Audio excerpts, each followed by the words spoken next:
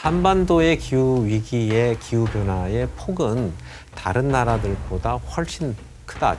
아시다시피 올 여름에 굉장히 큰 폭염이 있었지 않았습니까? 태평양 수온도 거의 30도에 가까운 정도의 수온을 유지하고 있었던 부분들이 있기 때문에 이번 가을 태풍은 상당히 위험할 수 있다 이렇게 보여집니다. 네, 실시간 재난안전 정보방송 재난안전 119 안전토크 시간입니다. 오늘도 KBS 재난방송 전문위원이신 장석환 대진대 건설환경공학부 교수님 모시고 이야기 나눠보겠습니다. 어서 오십시오. 예, 안녕하십니까. 사실 교수님을 예. 모신 이유는 아마 사람들이 대부분 다 알고 있을 것 같은데 지난 주말에 또 이제 태풍 플라산 영향으로 예, 비가 왔고 피해가 좀 예상보다 네, 컸습니다. 듣기로는 200년 빈도의 비다 뭐 이렇게 이제 예. 얘기가 나오고 있어서 남부지방에는 지금 피해가 아직도 계속되고 있는데요. 먼저 이제 이번 집중 호우의 피해 그리고 상황을 조금 정리해보고 갈까요? 예, 지난 이제 19일부터 비가 오기 시작했고요. 이 14호 플로벤 태풍의 영향이다 이렇게 볼 수 있습니다. 우리가 직접적인 영향권은 아니었지만 태풍에서 이제 열대성 저기압으로 변환하는 과정에서 갑자기 우리나라로 그 진로를 방향을 틀면서 약 이틀간 상당히 많은 비가 왔었고요. 네. 22일 오전 기준으로 중대본 집계로 보면 한 1,500명 정도가 대피를 했고 그중에 이제 약 반 이상은 되돌아가지만 아직도 집으로 돌아가지 못한 분들이 상당수 있는 것으로 되어 있습니다. 도로 침수가 107건, 토사 유출이 21건, 그리고 주택 침수 170건을 포함해서 침수가 231건, 농경지가 특히 이번에 좀 피해가 많았는데 한 4,100헥타르. 그 규모로 보면 축구장 크기가 0.7헥타르 정도 되니까 한 5,000개 정도 이상 되는 그런 정도의 침수가 나왔다 와닿네요. 이렇게 봅니다. 그중에서 이제 충남 쪽에 상당히 큰 피해가 있었고요. 농경지, 전북. 뭐 경남 이렇습니다. 그래서 안타깝게도 사망 소식이 하나가 있습니다. 전남 장흥에서 어르신이 부인을 찾으러 갔다가 마중 나오러 갔다가 물에 휩쓸려서 사망이 된 그런 안타까운 사고가 있었고요. 이걸로 인해서 이제 전체적으로 한 재산 피해는 한 19억 원 정도 앞으로 조금 더 집계가 되겠습니다만 그렇게 했습니다. 21일 오후 9시로 해서 이제 전체 그 호우 특보는 해제가 되고 중대본도 지금 뭐 해산이 됐지만 이제 피해 집계는 앞으로 조금 더 집계가 될 걸로 생각합니다.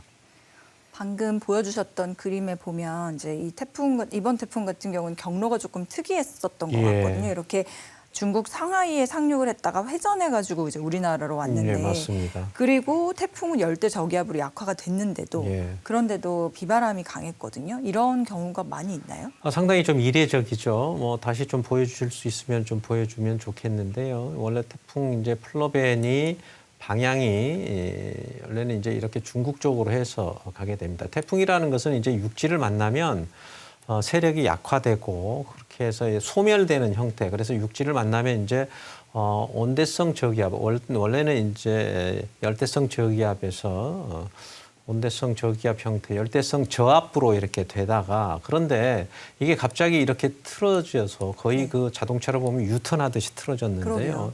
이게 굉장히 좀 이례적이죠. 그것은 이 위에 있는 고기압 세력, 티벳 고기압이라고 하는 이 고기압이 차고 상당히 건조한 고기압 세력이 이렇게 밀려와서 이 태풍의 진로가 거기에 힘에 밀려서 이렇게 온 거죠. 그러다 보니까 위에서 내려오는 상당히 큰 고기압 세력에 의해서 진로가 갑자기 틀어진 거죠. 네. 그렇게 하는데 한 가지 주의할 것은 이 서쪽, 우리 이제 서해안 쪽에 있는 태평양의 수온, 이 수온이 상당히 올라 있었고 그동안에 우리가 굉장히 큰 폭염과 그다음에 5월 달 그렇죠. 이후로 28도에서 30도 가까운 그 해수면의 온도에 의해서 이 열대성 저압부, 즉 그 고기압 세력에 의해서 다시 이게 태평양의 수온의 에너지를 먹고 태풍으로 발전할 수 있을 정도의 크기 형태까지는 아니었지만 거의 준하는 정도의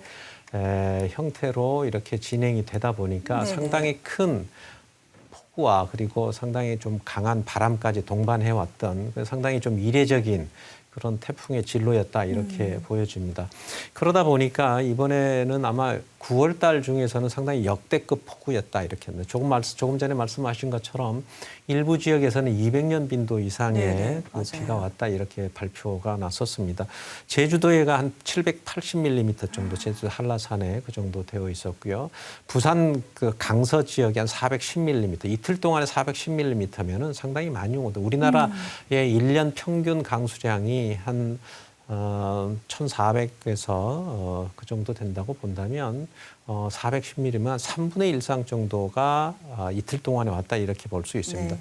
경남 사천이 한 400mm 정도 왔었고요. 그다음에 여수가 한 400mm 정도, 여수, 순천 그런 부분들이 있었고 특히 이번에 이제 진도에서 112mm 시간당 112mm 정도인 시간당. 경우는 그런 경우가 지금 아까 말씀하셨던 200년 빈도에 가까운 그런 호우였었고 창원도 이번에 상당히 피해가 많이 났었는데 104mm 정도 시간당 강우가 그렇게 왔기 때문에 뭐 완도, 장흥 뭐 이런 전남과 경남 쪽에 아마 9월 폭우 중에서는 역대급이었다 이렇게 되어 있습니다. 그래서 이제 특히 이제 이번에 창원, 뭐 장흥 이쪽에 그 남쪽 지방에 상당히 좀 피해가 좀 컸었다 이렇게 좀 말씀드릴 수가 있겠습니다. 네, 그래서 말씀하신 대로 진짜 곳곳에 이제 침수, 뭐 산사태가 이어졌는데 특히 이제 21일 보면은 이 부산의 경우에 굉장히 좀 인상적이라고 할 수 있을 정도로 큰 침수가 있었거든요.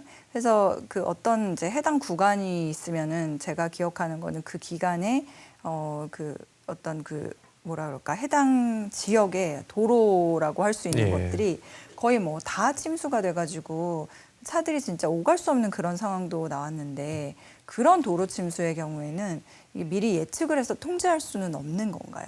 이번 같은 경우는 상당히 좀 예측하기가 그러니까 태풍의 진로 자체를 예측하기가 지금 좀 저 어려웠었고요. 영상입니다. 예, 네. 지금 상당히 많은 부분들의 도로가 급작스럽게 이렇게 침수가 된 경우가 있었는데 이제 저런 경우는 도로에 있는 내수 시설, 즉 우리 흔히 말하는 그 우수 배주 시설 혹은 하수 배제 시설의 용량을 초과한 강우가 왔다.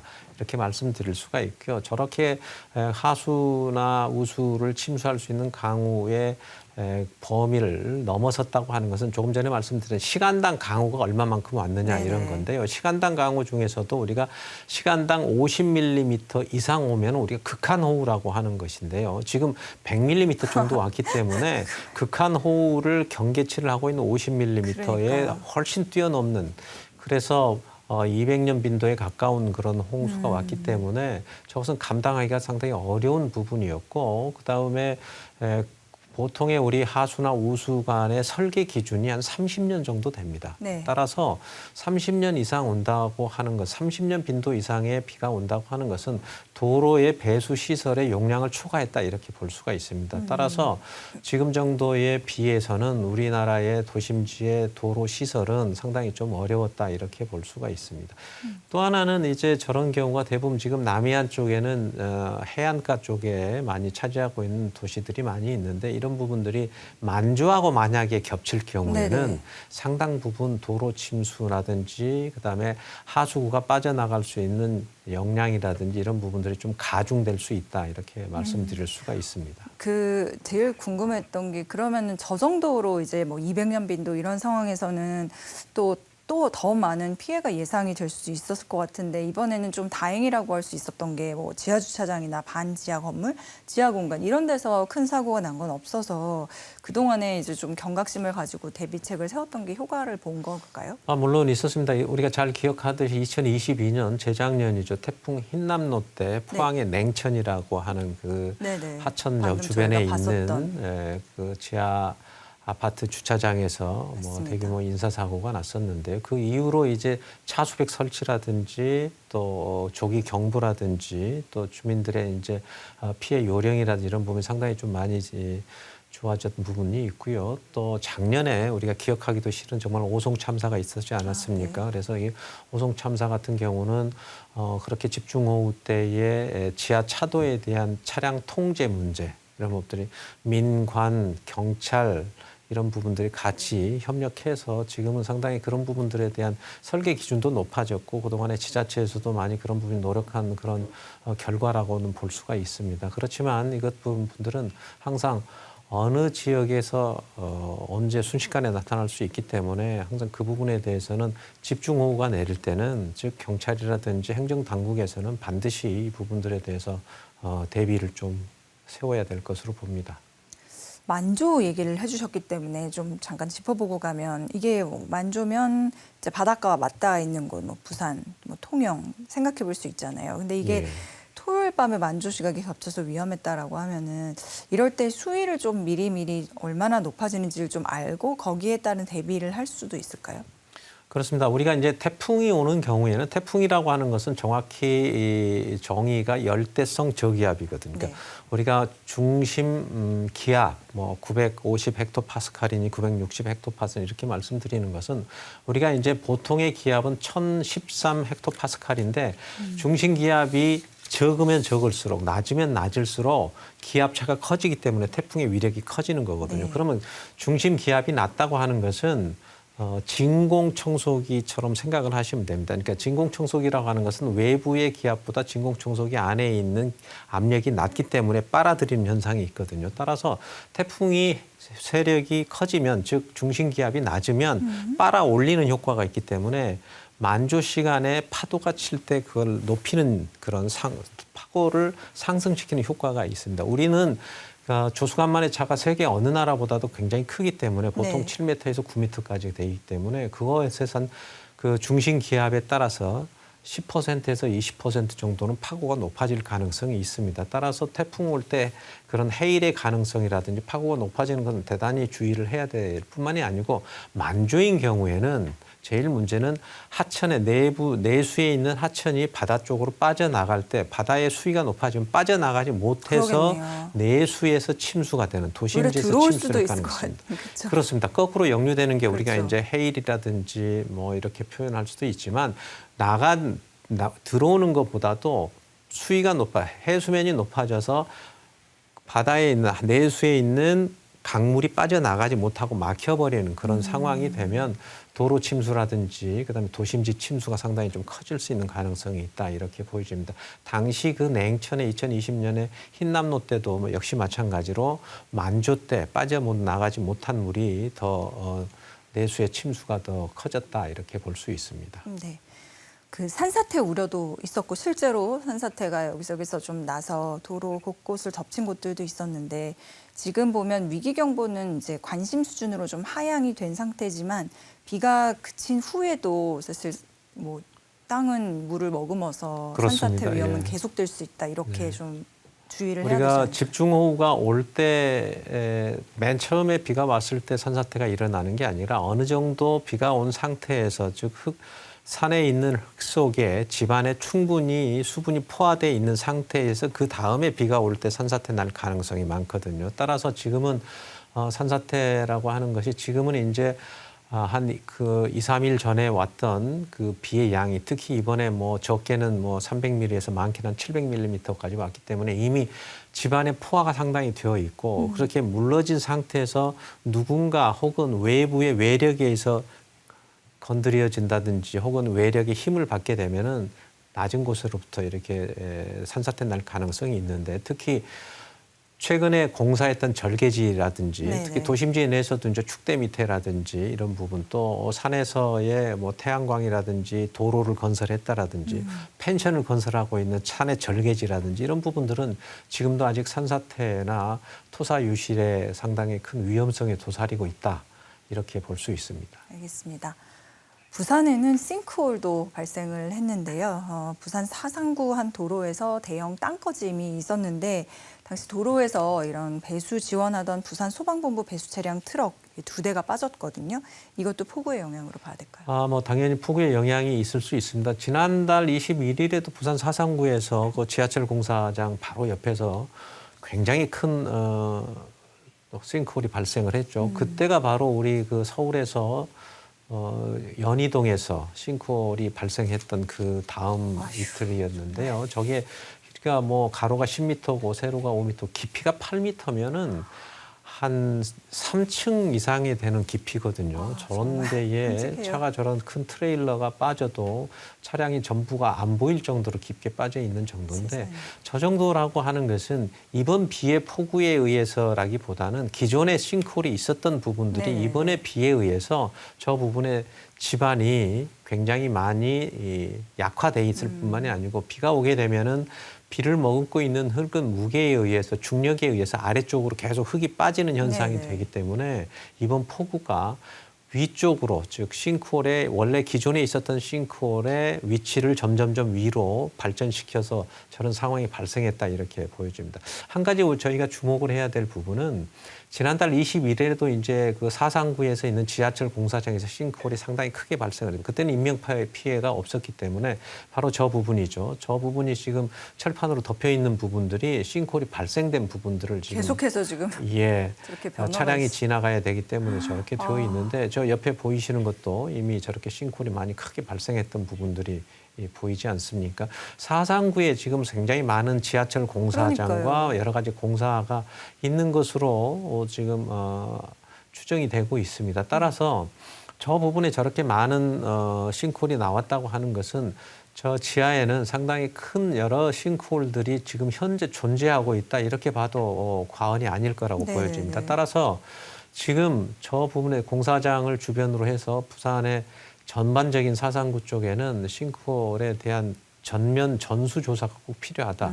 특히 부산 지역에서는 모래 지반도 많고요. 네. 지반이 약한 연약 지반들이 많기 때문에 사상구가 그 모래사자 아닌가요? 그렇습니다. 그렇죠. 그래서 그 부분들이 상당히 좀 어려운 부분들이 있고요. 그리고 싱크홀은 지난번에도 제가 말씀드렸지만 지하 수위하고 직접적으로 굉장히 관계가 있고 특히 비가 온 다음에는 이 지하 수위가 급격하게 내려가면서 싱크홀이 더 확장이 되거나 싱크홀이 위쪽으로 올라오는 현상이 발생하기 때문에 지금부터가 더 훨씬 중요하다 이렇게 그렇죠. 말씀드릴 네. 수가 있습니다. 네. 따라서 부산시라든지 또 안전을 담당하고 있는 이 관계 당국에서는 반드시 사상구에서는 공사장을 주변으로 한 전면적인 조사가 필요하다라고 말씀드릴 수가 있습니다.